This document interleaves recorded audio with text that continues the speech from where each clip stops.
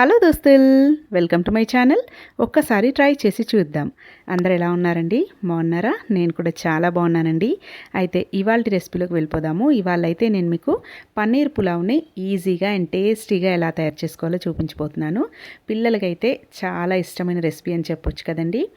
మా పిల్లలకు కూడా చాలా ఫేవరెట్ రెసిపీ అండి. అయితే మనం చేసుకోవడం కూడా చాలా ఈజీగా చేసుకోవచ్చు. వాళ్ళకు లంచ్ బాక్స్లో కూడా ప్రిపేర్ చేసి పెట్టేయచ్చు అనమాట. ఇలా కనుక చేసి పెడితే వాళ్ళైతే ఇష్టంగా తినేస్తారు. అయితే ముందుగా ఎలా తయారు చేసుకోవాలి, కావాల్సిన పదార్థాలు ఏంటో చూసేద్దాము. చూడండి, ఇక్కడైతే నేను 200 గ్రామ్స్ వరకు పన్నీర్ని తీసుకున్నానండి. దాన్నంతా కూడా ఇలా క్యూబ్స్ లాగా కట్ చేసుకొని రెడీగా పెట్టేసుకోవాలి. అలాగే ఒక 5 పచ్చిమిరపకాయలు, 2 మీడియం సైజు ఉల్లిపాయలు, అలాగే ఒక కట్ట కొత్తిమీర, ఒక కట్ట పుదీనా, అలాగే కొన్ని బగారా దినుసులు తీసుకోవాలన్నమాట. లవంగాలు, ఇలాచీ, దాల్చిన చెక్క, అనాస పువ్వు, బగారాకులు, ఇవన్నీ కూడా రెడీగా పెట్టుకోవాలి. అలాగే చూడండి, ఇక్కడ నేనైతే ఒక గ్లాస్ రైస్ని, బియ్యాన్ని 2-3 సార్లు వాష్ చేసుకొని ఇలా నానబెట్టేసుకున్నాను. నేనైతే ఇక్కడ రెగ్యులర్గా వాడే రైస్తోనే చేస్తున్నానండి. మీరు కావాలంటే బాస్మతి రైస్తో అయినా చేసుకోవచ్చు. ఇప్పుడు స్టవ్ మీద ఒక ప్యాన్ పెట్టేసుకొని అందులోకి 2 టేబుల్ స్పూన్ల ఆయిల్ యాడ్ చేసుకొని అందులోకి 1/2 టీ స్పూన్ కారం, పసుపు, ఉప్పు, ధనియాల పొడి, కొంచెం గరం మసాలా ఇవన్నీ కూడా వేసుకొని ఇందులోకి పన్నీర్ ముక్కలన్నీ కూడా యాడ్ చేసుకొని లైట్గా ఫ్రై చేసుకోవాలి.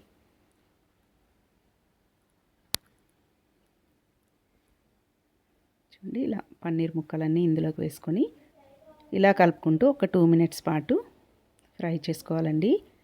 మరీ ఎక్కువగా ఫ్రై చేయని అవసరం లేదు. లైట్ బ్రౌన్ కలర్ వస్తే సరిపోతుందన్నమాట.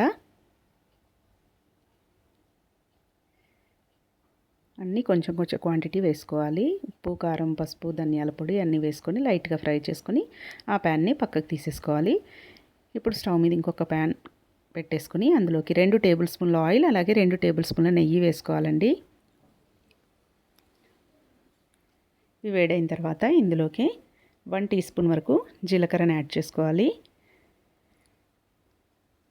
అలాగే మనం తీసుకున్న బగారా దినుసులన్నీ వేసుకోవాలి. ఒక 3 లవంగాలు, 3 ఇలాచీలు, 2 అనాస పువ్వులు, 1 ఇంచు దాల్చిన చెక్క ముక్క, అలాగే ఒక 2-3 బగారాకులు అన్నీ వేసుకొని లైట్గా ఫ్రై చేసుకోవాలి. అవి కూడా ఫ్రై అయిన తర్వాత అందులోకి కట్ చేసి పెట్టుకున్న పచ్చిమిర్చి, ఉల్లిపాయలు కూడా యాడ్ చేసుకోవాలి. ఉల్లిపాయలు అనేవి మనకి బ్రౌన్ కలర్ వచ్చేంత వరకు కూడా ఫ్రై చేసుకోవాలండి. స్టవ్ని మీడియం ఫ్లేమ్లో పెట్టుకొని మనము బిర్యానీలో ఎలా వేస్తామండి, డార్క్ బ్రౌన్ కలర్ వచ్చేంత వరకు అలా ఫ్రై చేసుకుంటే మనకి పులావ్ కూడా మంచి టేస్ట్ వస్తుందన్నమాట. బిర్యానీ ఫ్లేవర్తో చాలా బాగుంటుంది. స్టవ్ని మీడియం ఫ్లేమ్లో పెట్టుకొని ఇలా కలుపుకుంటూ ఆనియన్స్ అన్నీ కూడా బ్రౌన్ షేడ్ వచ్చే వరకు ఫ్రై చేసుకోవాలి.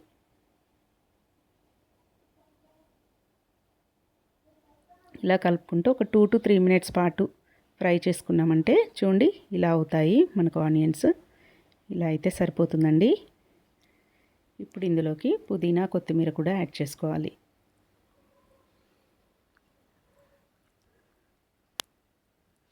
అలాగే ఒక 2 మీడియం సైజ్ టమాటాలు కూడా సన్నగా కట్ చేసుకొని యాడ్ చేసుకోవాలండి. టమాటాలు, పుదీనా, కొత్తిమీర కూడా ఇలా కలుపుకుంటూ ఒక 2 మినిట్స్ పాటు ఫ్రై చేసుకోవాలి. ఇందులోకే 1 టీ స్పూన్ వరకు సాల్ట్ని యాడ్ చేసుకున్నామంటే టమాటాలు అనేవి తొందరగా మెత్తబడిపోతాయి.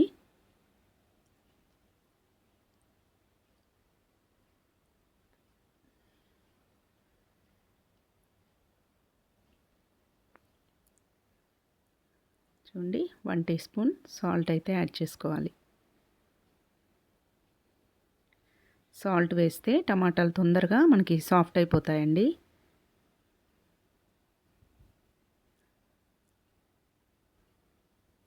అలాగే అల్లం వెల్లుల్లి పేస్ట్ కూడా వేసుకోవాలి.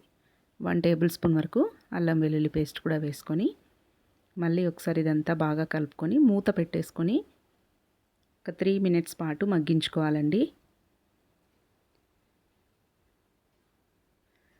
అల్లం వెల్లుల్లి పేస్ట్ కొంచెం పచ్చివాసన పోయేంత వరకు ఇలా కలుపుకుంటూ ఫ్రై చేసుకొని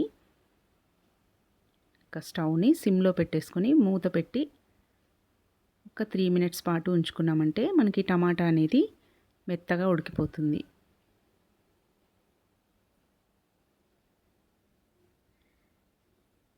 చూడండి ఒక 3 మినిట్స్ తర్వాత మూత తీసుకొని ఒకసారి మళ్ళీ ఇదంతా బాగా కలిపేసుకోవాలి. చూడండి టమాటా కూడా మనకి సాఫ్ట్గా ఉడికిపోయింది కదా. ఇప్పుడు ఇందులోకి మసాలా పొళ్ళన్నీ యాడ్ చేసుకోవాలి.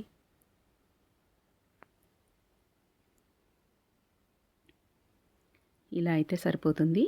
ఇందులోకి కారం, ధనియాల పొడి, గరం మసాలా, అలాగే మీ దగ్గర ఉంటే బిర్యానీ మసాలా కూడా వేసుకోండి. చాలా బాగుంటుంది బిర్యానీ మసాలా కూడా వేసుకుంటే. పులావ్ అనేది మంచి టేస్ట్తో ఉంటుందన్నమాట. చూడండి ఒక పావు టీ స్పూన్ వరకు పసుపు, అలాగే 2 టీ స్పూన్ల కారం, అలాగే 1 టీ స్పూన్ ధనియాల పొడి, half teaspoon garam masala, అలాగే హాఫ్ టీ స్పూన్ వరకు బిర్యానీ మసాలా కూడా యాడ్ చేసుకోవాలి. ఇవన్నీ పొడులు వేసుకొని ఒక్కసారి ఇదంతా కూడా బాగా కలిపేసుకొని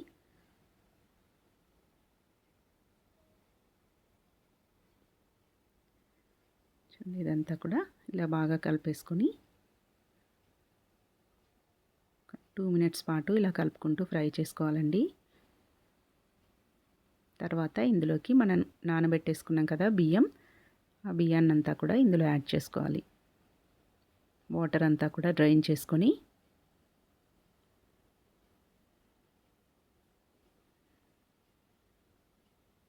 మీ దగ్గర బాస్మతి రైస్ ఉంటే దాంతో చేసుకోండి, ఇంకా టేస్ట్ ఫ్లేవర్ ఇంకా బాగుంటుంది. చూడండి రైస్ అంతా కూడా ఇందులో వేసుకొని ఒక 2 మినిట్స్ పాటు ఇలా కలుపుకుంటూ బాగా ఫ్రై చేసుకున్న తర్వాత ఇప్పుడు ఇందులోకి వాటర్ యాడ్ చేసుకోవాలి. అయితే నేను మామూలు బియ్యం తీసుకున్నాను కాబట్టి ఒక గ్లాస్కి 2 గ్లాసెస్ రైస్ అయితే వాటర్ అయితే యాడ్ చేశానండి. మీరు కనుక బాస్మతి రైస్ తీసుకుంటే హాఫ్ గ్లాస్ తగ్గించి వేసుకోండి. 2 గ్లాసెస్ వరకు వాటర్ని యాడ్ చేసుకొని ఈ స్టేజ్లో ఒకసారి సాల్ట్ అనేది చెక్ చేసుకోవాలన్నమాట. ఉప్పు సరిపోయిందో లేదో ఒక్కసారి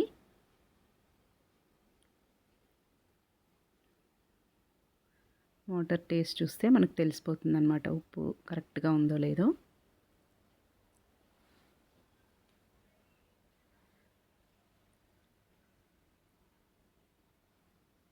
కానీ నేనైతే ఒక పావు టీ స్పూన్ వరకు సాల్ట్ని యాడ్ చేస్తున్నాను. కొంచెం తక్కువగా అనిపించింది. ఇలా సాల్ట్ కూడా యాడ్ చేసుకొని మళ్ళీ ఒకసారి ఇదంతా బాగా కలిపేసుకొని కొత్తిమీర కూడా వేసుకోవాలండి. ఇలా కొత్తిమీరను కూడా యాడ్ చేసుకొని ఇంకా దీన్నంతా కూడా బాగా ఉడికించుకోవాలన్నమాట. స్టవ్ని హై ఫ్లేమ్లో పెట్టుకొని ఈ అన్నం అంతా కూడా బాగా ఉడికిపట్టేంత వరకు ఉడికించుకోవాలి. చూడండి ఇలా మధ్య మధ్యలో కలుపుకుంటూ ఇలా వాటర్ అన్నీ దగ్గరికి అయ్యేంత వరకు కూడా ఉడికించేసుకొని ఇంకా వాటర్ దగ్గర పడిన తర్వాత చూడండి ఇలా వాటర్ అంతా దగ్గరికి అయిపోయాయి కదా. ఇంకా మనము దమ్ముకి పెట్టేసేయాలన్నమాట మూత పెట్టి. ఈ స్టేజ్లో మనము పన్నీర్ అయితే యాడ్ చేసుకోవాలి. పన్నీర్ ముక్కలన్నీ ఇందులో వేసుకొని 1 టేబుల్ స్పూన్ వరకు నెయ్యిని కూడా యాడ్ చేసుకొని ఇలా జాగ్రత్తగా కలుపుకోవాలండి. ఇవి త్వరగా విరిగిపోతాయి, సాఫ్ట్గా ఉంటాయి కదా పన్నీర్ ముక్కలు, విరిగిపోయే ఛాన్సెస్ ఎక్కువగా ఉంటాయన్నమాట. అందుకని లాస్ట్లో వేసుకోవాలి. ఇలా వేసుకొని 1 టేబుల్ స్పూన్ వరకు నెయ్యిని కూడా యాడ్ చేసుకోవాలి. మీది నుంచి కొంచెం నెయ్యి వేసుకొని ఇంకా మూత పెట్టేసుకొని ఒక 8 మినిట్స్ వరకు సిమ్లోనే పెట్టేసుకోవాలండి.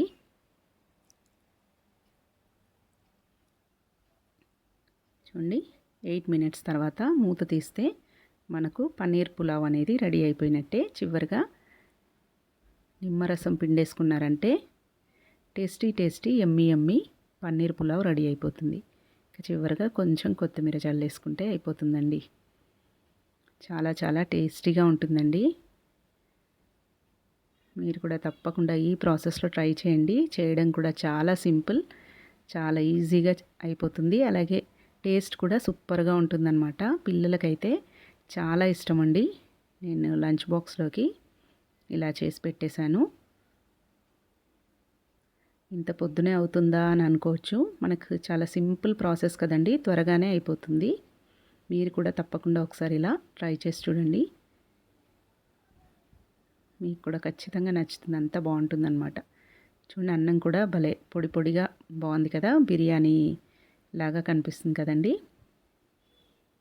టేస్ట్ కూడా చాలా చాలా చాలా అంటే చాలా బాగుంది. మీరు కూడా తప్పకుండా ట్రై చేసి మీకు ఎలా వచ్చింది అనేది అయితే కమెంట్స్లో తెలియజేయండి. పన్నీర్ కూడా హెల్త్కి చాలా మంచిదండి.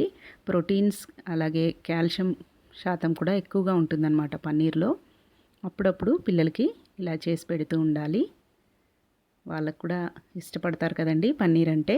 పన్నీర్ తోటి రెసిపీస్ ఇలా పన్నీర్ 65, పన్నీర్ పులావ్ ఇలా అప్పుడప్పుడు చేసి పెడితే వాళ్ళు కూడా ఇష్టంగా తింటారు. ఒకసారి మీరు కూడా ట్రై చేసి మీకు ఎలా వచ్చిందనేది అయితే కమెంట్స్లో తెలియజేయండి. మీకు కనుక నచ్చినట్టయితే మా ఛానల్ని తప్పకుండా సబ్స్క్రైబ్ చేసుకొని పక్కనే ఉన్న బెల్ గంటను కూడా కొట్టండి. నేను పెట్టే ప్రతి వీడియో మీకు నోటిఫికేషన్ ద్వారా వస్తుందన్నమాట. Thanks for watching. Please subscribe to my channel. Thank you. Please like, share and comment to my channel.